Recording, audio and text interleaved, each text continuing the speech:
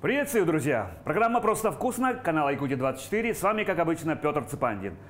Сегодня нету со мной Семена Тарбахова, моего постоянного соведущего, но мы все равно находимся в ресторане «Мусхая» в гастростудии нашей уютной.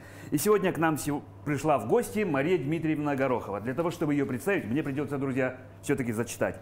Мария Дмитриевна у нас председатель общественной организации семей с детьми-инвалидами детства, которая называется «Мамонтенок» при региональной общественной приемной. Мария Дмитриевна, здравствуйте, и сразу вам говорю спасибо большое, что вы согласились быть гостем сегодня моей передачи.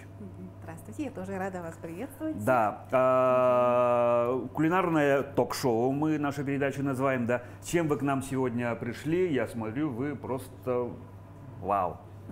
Что будете готовить? Мы будем сегодня готовить легкий салат с красной рыбой, с помидорами, с кедровыми орешками, с листьями салата. Это будет заправлено медом, горчицей. Вау. И ну, короче, это легкий, как бы, на прием, видимо, да? А для приготовления он получается довольно сложный, да? А еще потом на второй у нас будет курица в кляре, картофель. Да, ну, давайте, когда, учитывая то, что у нас много чего, 45 минут у нас, давайте начинать. Начнем. С чего начинаете? Так, будем резать красную рыбу, да. А вы будете чистить у нас лук. Чистить лук, да? Да. Хорошо, давайте я с лука, да. И пока мы занимаемся немножко работой, да, я вас предупреждал, расскажите, пожалуйста, немножко о себе. Рубрика «Мы шутя» ее называем, как я дошел до жизни такой. Вот. Я родилась в Верхневилюйске, в селе Батулу. Мама у меня верхневилюйская, Дюлюкы. Родилась я 7-м ребенком. У нас вообще в семье 11 детей. Вау. Папа у нас верхоянский. Нас узнают все по нашему дяде. Наш дядя поэт-песенник. В последнее время он очень много писал гимнов. Как раз гимн городу Якутску, гимн разным предприятиям. Последний гимн он написал перед смертью в Калининграде. Гимн калининградцам. Вот. Его зовут Горохов Христофор Петрович Эльгастей. У него песня знаменитая «Каламангар харин күлүр, карагавай да кыскынде». У него даже вот в фамилии звучит место, откуда он родом. Эльгетск, Верхоянск. Киселякские горы. И все-таки Эльгес, да, я бывал. Эльгес, Чурюмче. Чурюмче, да. Чурюмче. Это наша родина, моя вторая. Папина родина. Меня назвали Марией в честь бабушки, но сейчас мне, так как я занимаюсь оздоровительными практиками, у меня сейчас имя другое, как говорят, Күнней Батулу. Күнней — это то, что вот сказали еще тогда, когда мы собирались как герои рассказов Кистеленкюс журнала, духовники и амчиттер, они сказали, что действительно вот тебе имя Мария как бы не подходит, ты всю жизнь прожила во имя людей, светила для людей, поэтому күнней аттен ингерден, так сказали. Вот. Типа имя такое больше подходящее. Имя такое больше подходит, и мне как-то с этим именем оказывается больше комфортнее, чем с Марией. Хотя даже так, да? Не, ну действительно же говорят, как корабль назовешь, так и поплывет, да? Типа такого. Ну, это я вот сейчас уже, выйдя на пенсию, имя такое вот, мне как-то с ним очень комфортно. Ну, скажем так, это творческий псевдоним, да? Это да, это творческий псевдоним. В Верхоянской школе я проучилась до 8 класса. После 8 класса, как одаренный ребенок, то, что участвовала на олимпиадах, и то, что действительно маме было тяжело одной растить 11 детей. И я подумала, что одним ртом меньше, и уехала учиться сюда в физмат-школу. Я почему еще пошла в физмат-школу? Потому что все время мечтала же лечить людей. Хотела поступить на медико-лечебный факультет, а тогда сдавали физику. Чтобы действительно освоить, поступить, да? Ну, то есть подтянуться, скажем так, подтянуться, действительно изучить его поподробнее, и вот дойти до сути. В физмат-школе тоже вот как бы мы были в активе. У нас вся комната, как все смеялись, мафия. мафия хострадината, учком, правком, председатель совета интерната, который заведовал талонами в столовую номер 5. Вот. Очень наш класс был физический класс, очень я рада и вообще до сих пор мы дружим с нашими ребятами. У нас одноклассники все, значит, как говорят, попереженились друг на друге. У нас было по 10-15 пар. Они до сих пор все вместе живут. Это же вообще такие крепкие семьи, оказывается, выходят из РЛИ. Играли мы на гитарах, были у нас студенты няни-кланшеры. Преподаватели были самые лучшие. Вот все самые лучшие годы я вот тоже вот считаю одними из лучших годов наши, которые в стенах физмат-школы прошли. Потому что 14-я общага, скорее всего. Да, это 14-й корпус Сергелякская 2. Жили мы на 5-м этаже. Дети приезжали со всех улусов, одаренные, отличники. Как бы сказать, потом процент поступления был очень высокий, и я могла поступить на физический факультет без экзаменов, потому что те же преподаватели, наши преподаватели. Автоматом, скажем Автоматом, так. да, потому что если ты учишься на 4-ке, 5-ке, то даже на 3-ке ты уже как бы... Физфак. Да, тебе светит прямая дорога в физфак. Вот. Тогда же был физмат, по-моему, да? Или уже был физфак, да, наверное?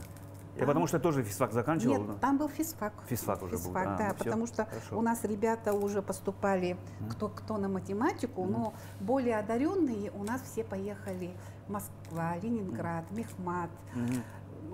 Везде наши поступали ребята. Ну, некоторые потом, я вот как помню, тоже кто на филолога пошел, ну не все пошли в физмат. А вы куда пошли? Я пошла на медико-лечебный. То, что хотели, да. Тогда конкурс был очень большой. Процент поступления, как бы сказать, если баллов вот не хватает, и особенно смотрели на стаж работы. Нам говорили, ой, иди отрабатывай стаж. И я поехала работать в Верхоянскую больницу санитаркой. И в итоге тоже там была комсомольским лидером, дослужилась до депутата поселкового совета, вручили мне... Опять-таки общественная деятельность, да? общественная деятельность, вручили мне грамоту за высокие производственные показатели. Давайте я вам убрать уже нужно. Вот. Это так было смешно звучало, то, что высокие производственные показатели санитарки. А на самом деле в деревне у санитарки было очень много работы. Потому что там все надо было делать вручную. Баки эти таскать, растворы с аптеки тоже тяжелые таскать. Сестра моя старшая, она работала санэпиднадзор, и специально она приходила в дни моего дежурства. Помогать? Нет. Штрафовать. Да, чтобы я не расслаблялась, оказывается. Потому что я маме говорю, у меня не будет зарплаты, мама. Она говорит, почему? Я говорю, вот иди, приходила, штрафовала меня. Но потом, значит, мне вручили целевое направление в Алтайский мединститут. И я поехала с депутатским значком поступать в мединститут. Поступила, училась. Вот там у нас родилась старшая дочка. Ее, наверное, помнят, она в группе Семена Чинянова, Сангэры, две блондинки, девушки пели, выступала, дуэт «Даймонд». Они вот выигрывали. У нее подруга, первая вице-мисс тоже вот была. Они пели песни. Вот. Тоже она с красным дипломом, но сейчас она мама, внучек у меня двое, старший, как я говорила, 15 лет. Потом родился второй. И вот в возрасте 1 года, опять-таки по врачебной ошибке, мы получили инвалидность. А что случилось? Сделали, тогда стояла в больнице менингокковая инфекция на высокую температуру, и врач, молодой интерн, 5 тяжелым таким детям, у которых была высокая температура, сделали спинномозговую пункцию. И неправильно И сделали. неправильно задели О, нервы. Господи. Ага. Ага, и мы вот 25 лет просидели на инвалидной коляске. 25 лет. Да, То есть младенец годовалый уже стал инвалидом, да? да. Ужасно. И, значит, вся жизнь, конечно, перевернулась на 360 Ну, градусов. Тут действительно можно сказать жизнь до и жизнь Да, после, жизнь до и после, Ага. да. Ага. И как сказать, но на самом деле обычно теряешься, да. Вот сейчас, я буквально вчера отговаривала одну маму, очень долго мы допоздна разговаривали, не отдавать ребенка в интернет, Мгм. потому что наших ребят можно вытягивать. В те времена же не было очень много вот знаний, не было разных фондов благотворительных. Мгм.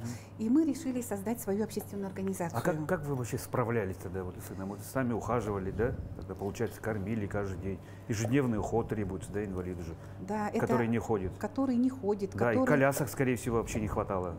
Да, и Но тогда ничего не было, но тогда мы вплотную тесно очень сильно работали с Красным Крестом, Ага. обществом Красный Крест, и Так. тогда еще было очень много помощи со стороны соцзащиты.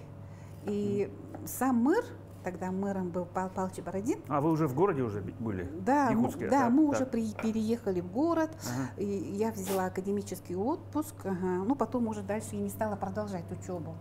Ну, из-за Потому сына, что, да, получается. из-за сына, потому Так. что у нас были судороги, ну, он был очень тяжелый, не мог сам кушать, глотать, судороги, не мог Так еще и самостоятельно. какие-то еще сопутствующие, получается, болезни были, да? Ну да, Ага. потому что, ну, потом выявили после, это же осложнение получается, Так. менингокковая инфекция, нам тогда делали анализы, получается, что сепсис произошел. Это золотисто-зернистый стафилококк. Я знаю, что это такое ужасно. Он очень ужасный, он очень устойчивый, штампы такие. И стояли на грани, были на грани. Действительно, был момент, когда мне сказали, что он в реанимации, и завтра И уже все. он плохой, да, завтра просто придете за справками, за вещами. И девушка, которая дежурила утром, когда я подошла, она говорит, там, говорит, на пересменке, там, говорит, мальчик плачет, лежит. Так. И у меня сердце ёкнуло, я подумала, может, мой. И получается, что всю ночь он был в морге, Ага. и потом, Уже отказались практически. да, уже отказались, уже от аппаратов всех выключили Очуметь. и сказали, что он не жилец. Ага. Вот. И А после, да, он и- с того мира тогда, получается. да, а он снова как бы, ну, я не знаю, какие силы, и я подумала, что если ты хочешь жить, я буду бороться за тебя. Мгм. Я все отдам, я хоть куда поеду, все сделаю, чтобы ты жил. Давайте я вам тут это. Вот. И после этого, значит, мы же обычно ездили в Москву, 18-я клиника, наши все неврологические, все ребята, у которых детский церебральный паралич, у которых Дауна, особые ребятишки наши, все мы там встречались, и поэтому мы там, сидя там, мы посмотрели действительно, что в Москве, в других городах люди объединяются. Ну да, беда, скажем, Создаются, объединяет. да, Ну что делать? действительно? объединяются Ага.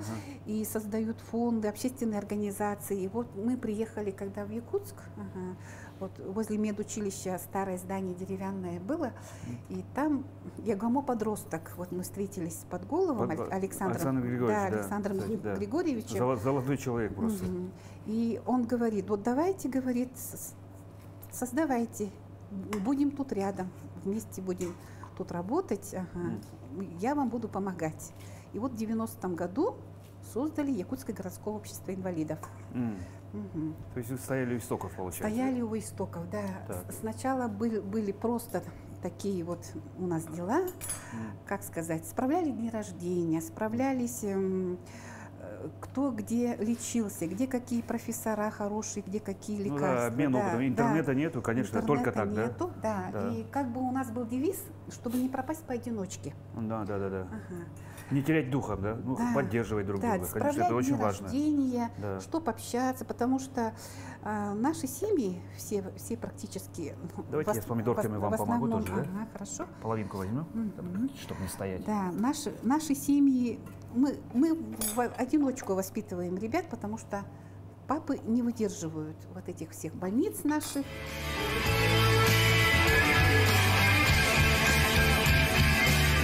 То есть вы воспитывали сына в одиночку? Да. Ага. Но при этом надо же на что-то жить, поэтому везде подрабатываешь, хотя тебя нигде не берут. Ну Потом да, очень маленькое пособие было. И еще был такой приказ, что без права официального где-то трудоустройства. Потому что если мы будем работать, то нас лишат пенсии. Ага. И мы как подпольщики, как партизаны. Мы же все равно везде Ну, работали. как говорится, хочешь жить, умей вертеться. Да, на чуть ли не так, 2-3 работах. Реальный такой девиз. Да, ага. Тогда еще не было групп, ни в детских садах, да, для ребятишек. Вот сейчас есть специальные группы в садиках. Ну, сейчас что-то еще делается. Да? Ну, Да, тогда я просто представляю себе, как сейчас же еще более-менее начинается там, ну, проект «Доступная среда», да, для инвалидов, для общественного транспорта есть. А тогда же вообще, ну, тупо, скажем так, не хватало колясок. Общество делало вид, как будто их нету. Да.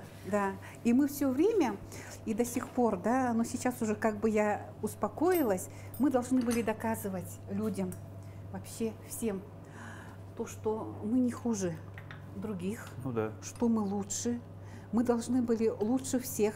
Ну, бороться за свое место под солнцем. За свое место под солнцем мы должны доказывать, что мы такие же, как все. Что мы не хуже. И поэтому, наверное, мы вырастили бойцов таких, да, что действительно... Ну да, ну надо быть таким, действительно такой силой воли и характером, ну, чтобы, несмотря на такое, оставаться живым и продолжать бороться. Да, еще при этом мило улыбаться всем.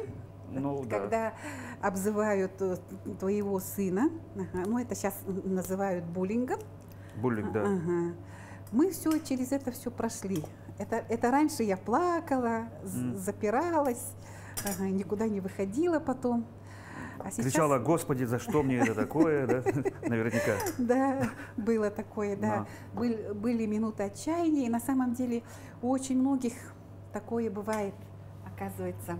Вот сейчас мы заправим мед, мед, горчичку я видел, вы положили, мед, да, и чуть-чуть. оливковое масло. И такую делаете заправку? Да, это заправка для салата. Да. Вот. Но на самом деле, знаете, что были минуты отчаяния, когда вот думаешь, что тебя куда-то зовут подруги, все гуляют, у всех праздники, а ты живешь совсем другой жизнью. Да. 365 дней. Да. 24/7. 24/7. Рядом никого нету. Ты сама и массажист, и педагог. Детей наших ни в садик не брали, да, и кормить надо никуда не брали. И все время ребенка на коляске, вот сейчас даже в строительном округе, наверное, смеются, я ходила как просто активист. И мне потом Петр Николаевич говорит: ты же, говорит, больше моих работников работу делаешь. Ты же просто активист, еще с ребенком на коляске ходишь, еще маленького с собой таскаешь. И говорит: поступай ко мне на работу. Вот. И вот так вот мы работали. Так, а что вы делали? Я работала в социальном отделе. Ввели А во время работы сына с собой? Сына с собой, он тихо сидел на коляске. Бедняга. Вы так смеетесь все время, ну как такое ощущение, что Нет, вы рассказываете другому. Я все просто представляю себе, насколько это, ну, уму непостижимо. Это сейчас Врагу я не пожелать, да? Это сейчас вы смеетесь? Да, это я сейчас смеюсь, да. Спустя вот эти годы, уже когда я не стесняюсь, я раньше не рассказывала про своих детей. Помню, мне не хватало денег, и я еще подрабатывала, вместо подруги поступила на работу Алроса, мыть полы. Полы мыть. Полы мыть, В Беларуси. Она уехала ухаживать за мамой больной. А потом на следующий день меня вызывает директор.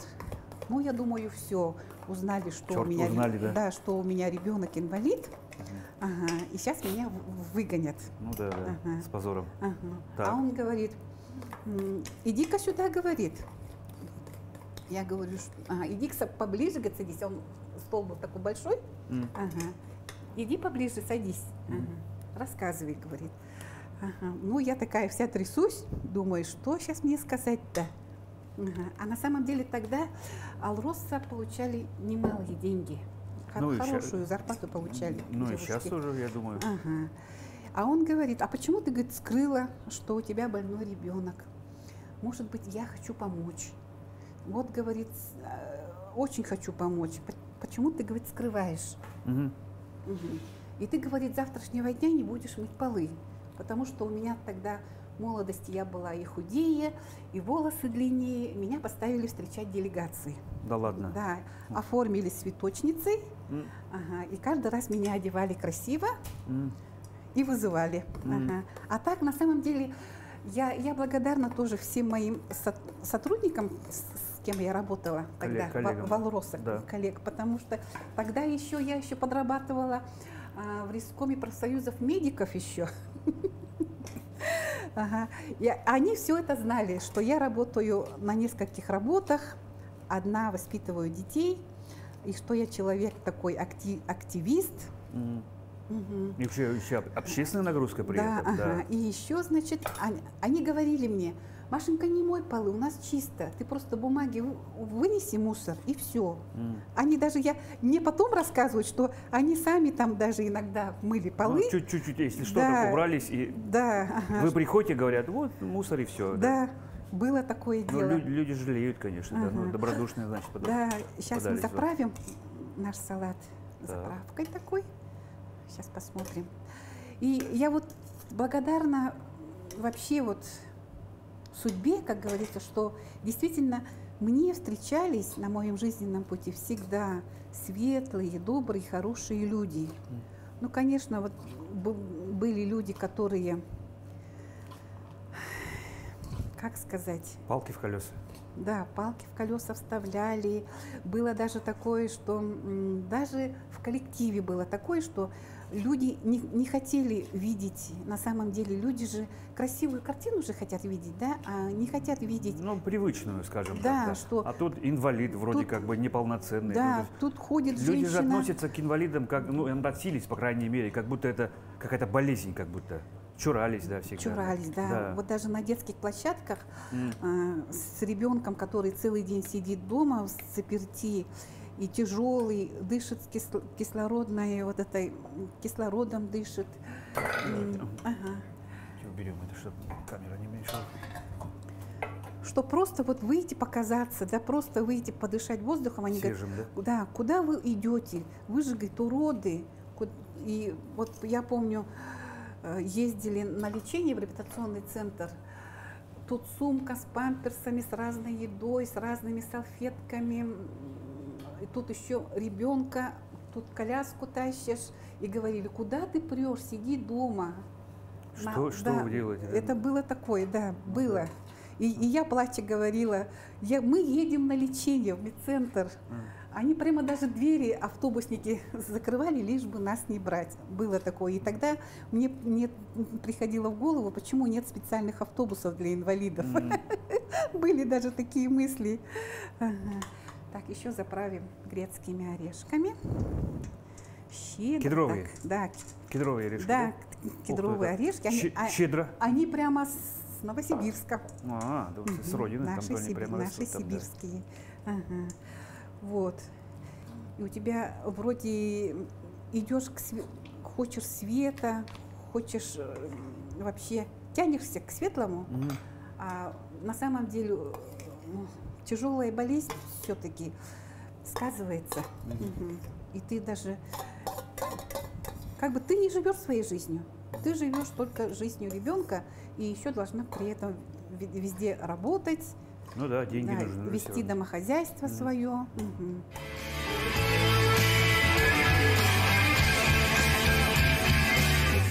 Расскажите, пожалуйста, про сына, да? Вы же говорили, что до 25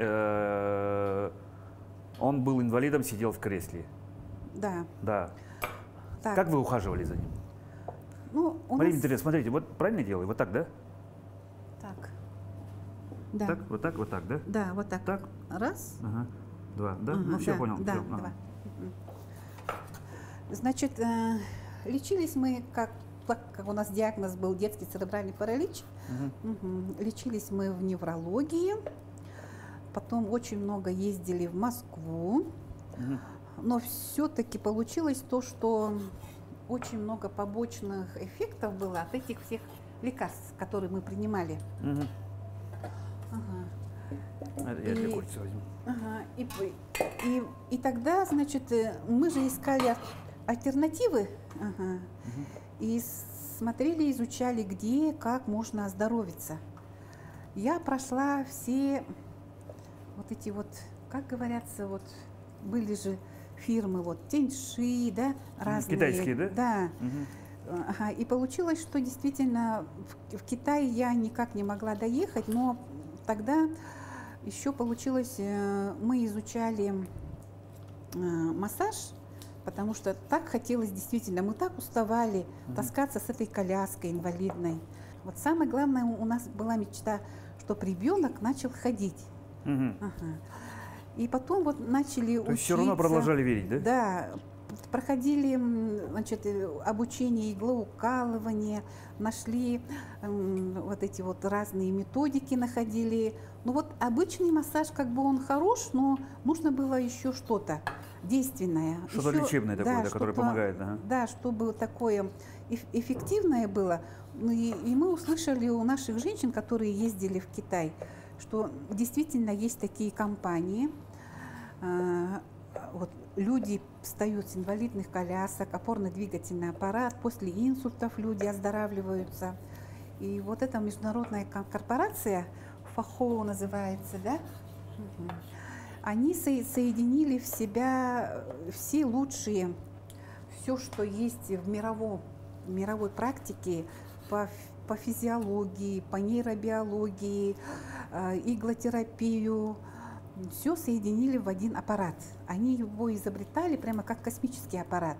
Да, а на самом деле, оказывается, этот аппарат изобретали для восстановления наших космонавтов. И для спортсменов. Вы помните, какой-то год Олимпиада была, и там на Олимпиаде выиграли все китайские спортсмены. Ну, они в Пекине, да, что-то там доминировали. И вот нам сказали, что да. И когда мы смотрели документальный фильм, нам показывали, и оказывается, вот этим аппаратом все восстанавливались, китайские спортсмены. И выучились, ездили в Москву, приезжали сами китайцы к нам сюда, в Якутск. Так, курица готова. Да, сейчас будем. Сковородку я уже нагрел. Сейчас будем делать кляр. Кляр, да? Так. Потом в кляре будем обмакивать и жарить. И на самом деле вот мы выучились, получили международный сертификат. Нет, сейчас еще рано. Рано, да? Ну, сковородка горячая уже, если что. Хорошо, так. И вот чтобы мы же пока на себе не попробуем, мы же никому не верим, поэтому ну, реально, чтобы какие дела там показать. И я на своем ребенке попробовала. И когда пошли действительно реальные результаты, начал потихоньку одна сторона двигаться, потом вторая. И вот мы даже... какие-то нейронные, получается, же эти нейронные связи, да, восстанавливаться. Инь-янь. Это на самом деле по точкам, такое глубинное воздействие. Этот массаж микротоками называется, импульсная, он по воздействию равен 10-ручным массажам, по эффекту. Да. И вот в один прекрасный момент, но еще подтолкнуло нас к тому, что мы начали ходить, у нас случился пожар в доме. И как бы вместе с этим домом сгорела наша коляска. Мы прыгали со 2-го этажа, спасали людей, сами спасались. Это в 17-м квартале мы жили в неблагоустроенном доме. Вот. Так. Так, мы сейчас приготовим кляр, и в этот Так, кляр и, будем обмакивать. Пожар как это повоздействовал? Каким образом? Ну, то, что действительно как какой-то толчок. Ага. Ну, стресс получил. Стресс, да. Да, ну обычно же говорят, ну, допустим, пожар случается, там женщина там поднимает там двухтонное что-то, или перепрыгивает через забор, испугавшись собаки. Ну, что-то вот, какой-то такой эффект, вот, такой эффект был, да? Такой видимо? был эффект, да. Он как бы тоже нам помог, вот такой вот эффект. Ну, еще плюс, конечно, продукция и вот этот вот массаж. Ну, все в купе, видимо. Да, все в купе. И вот этот стресс, видимо, тоже. И вот с этого момента мы после пожара жили в приюте, долго мы не могли квартиру получить. И начали потихоньку ходить, двигаться. И когда начали потихоньку ходить, у нас появилась речь. Мы раньше не говорили, мы только мычали. И это тоже. И это тоже, да. И на самом деле потом уже, когда вот начали на других детях пробовать, у других детей тоже результаты хорошие пошли. И на самом деле вот он был признан как эффективное средство. Ага. И после вот этого нашего, как бы того, что действительно ребятам помогло, и на самом деле и разговаривать стали, и уже когда начали ходить, у нас исчезли приступы эпилептические. А когда восстановилась речь и начали ходить, уже и как бы и сознание пришло. И сейчас даже вот мы ездим на тренировки в Жатай. Их поднимают все время. Да, а ваш сын начал заниматься, ну вот, силовыми видами спорта, да, получается? Вот. В 25 лет начал ходить человек. Да. Еще такая сила духа, пошел в спортзал. Не то, что пошел в спортзал, просто мы хотели же общаться, в социуме быть, в обществе. И тогда мы встретили Александру Валентиновну Мегежекскую. Нормально масло? Да, огонь? Огонь нормальный, И вот она начала заниматься нашими ребятишками, и первые медали на играх «Дети Азии» вот, наши дети вот получили в 2016 году. А еще до этого, оказывается, вот в 2004 году я ездила в Москву и думала, как же будет жить мой ребенок в этом обществе. Ему же надо будет чем-то заниматься. И тогда была программа «Спецолимпиада» для умственно отсталых ребят. И вот я поехала вот на этот семинар, выучились там, послушали, что действительно это международная такая программа есть для людей с ментальными отклонениями. Да-да-да. Всемирная спецолимпиада называется. И там победителями становятся все. Там нет проигравших. Ну да, ну чтобы мотивировать, да? Да, чтобы мотивировать. И вот я думала, что мы будем в спецолимпиаде. Но я даже и не представляла, что когда-то я буду стоять рядом со всеми членами Паралимпийского комитета, что мне будут вручать награду за вклад в паралимпийское движение, потому что... За то, что вы сделали сына таким спортсменом, да? Ну, не то, что еще сына, а то, что целая команда же у нас. У нас выздоровевших ребят же сейчас уже много. Сейчас.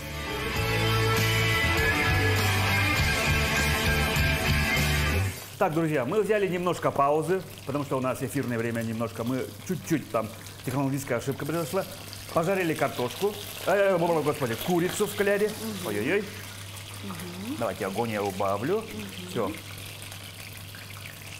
Набираем мы это обратно, да? Сюда. Ух. Так. И в духовку. Да, и положим в духовку и опять-таки возьмем паузу. Потому что у нас курица так быстро, конечно же, не готовится. Это мы специально обжарили кляр. И до полной готовности в духовочку мы ее положим.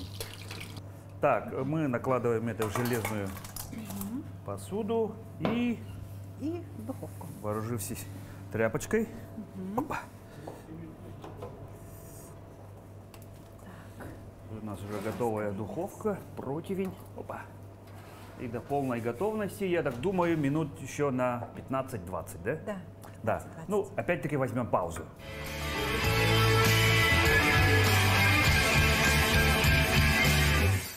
Итак, друзья, мы взяли опять же таки паузы, минут на 20.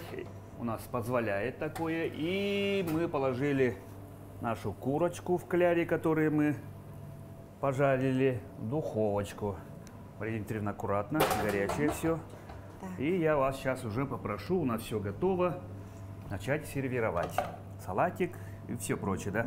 И пока все это делаете, да, расскажите, пожалуйста, вот сейчас непосредственно чем вы занимаетесь?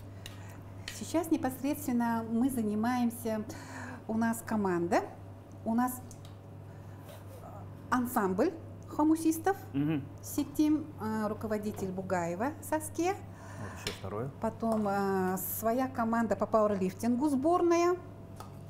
У нас очень много достижений у ребят. Вот, даже в сборную по пауэрлифтингу входят ребята, от которых действительно все отказались. И, значит, еще наших ребят признали в качестве полноценных своих сограждан, когда мы начали работать и помогать в разных штабах. Мы работали в штабе по тушению пожаров. Да. Даже вот нынче, опять же общественная нагрузка. Опять такая, да. общественная нагрузка, как Да. всегда. Просто вот у меня у сына девиз «делать добрые дела».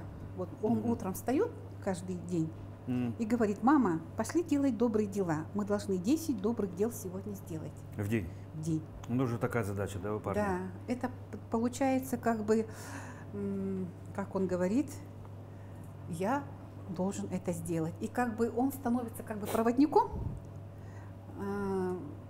и я просто делаю то, что он говорит. И благодаря своему сыну я познакомилась с огромным количеством знаменитых людей. Вот если бы я жила обычной жизнью, как обычная мама, я бы не ездила на разные международные фестивали, на разные всероссийские соревнования. Это все как бы благодаря нашим ребятам таким особенным.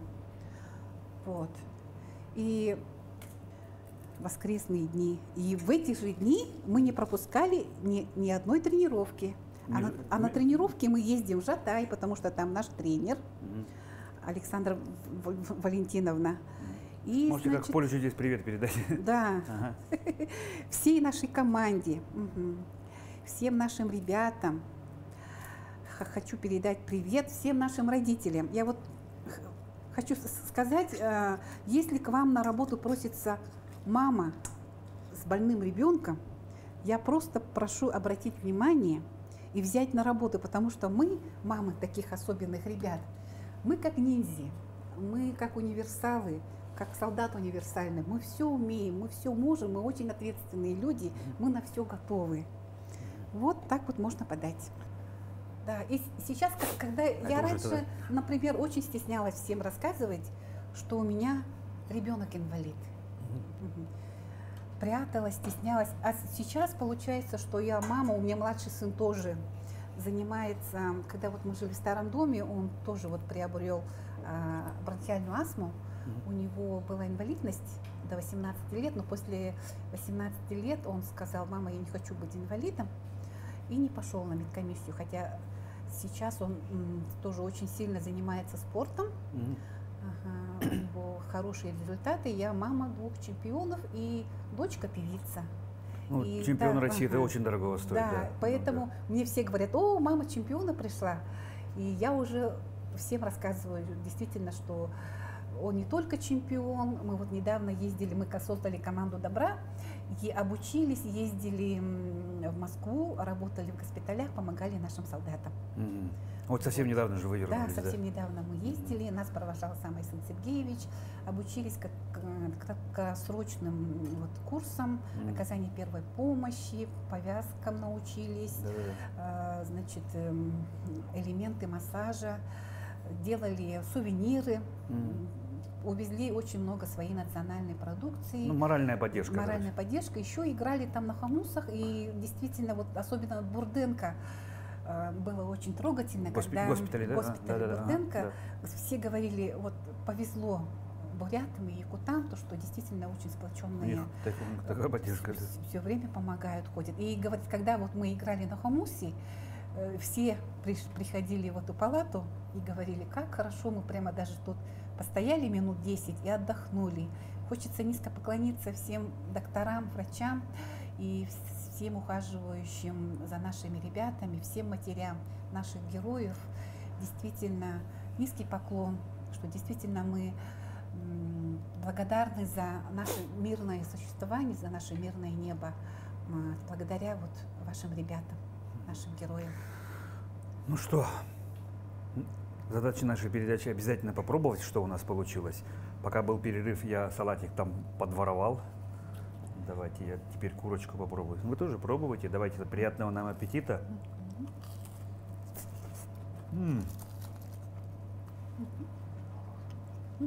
Красота. Готово. Вообще, готово. Вкуснота.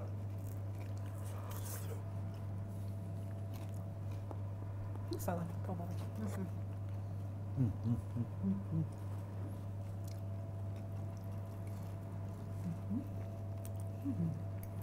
И салатик. Ну, салатик я уже пробовал. Очень вкусно. Что, друзья, наша передача подходит потихоньку к концу. Мария Дмитриевна, спасибо вам за участие. И у нас такая третья добрая традиция есть для нашей передачи. Пожалуйста, вот на камеру пожелания для наших телезрителей. Хочется... Просто я, наверное, в день говорю слово «спасибо» очень много раз. И в этот раз тоже хочется поблагодарить всех своих соратников, всех своих ребят, чемпионов, всех своих мам, всех своих тренеров и всех социальных партнеров за то, что всегда помогаете, поддерживаете. Я чувствую чувство локтя. В любую минуту, на любой призыв о помощи всегда откликаются наши простые жители. Я вот все время говорю, отмечаю, что в нашем северном холодном крае живут люди с огромным любящим большим сердцем, которые вот даже бабушки нам рассказывают, что я нынче, говорит, почти 10 тысяч всей пенсии, свою пенсию все перевела, потому что каждый день приходят призывы о помощи. И хочется сказать, что действительно всем благополучия желаю, и все в этом мире создано с любовью, во имя любви к матери, к соседям, к детям. И все, что мы делаем, все, что мы посылаем в этот мир, благополучие, тепло, вот эту жизненную энергию, свет добра, чтобы она действительно была для вас путеводной звездой, и чтобы вот в эти рождественские, новогодние дни, Старый Новый год приближается, чтобы у всех сбывались все мечты.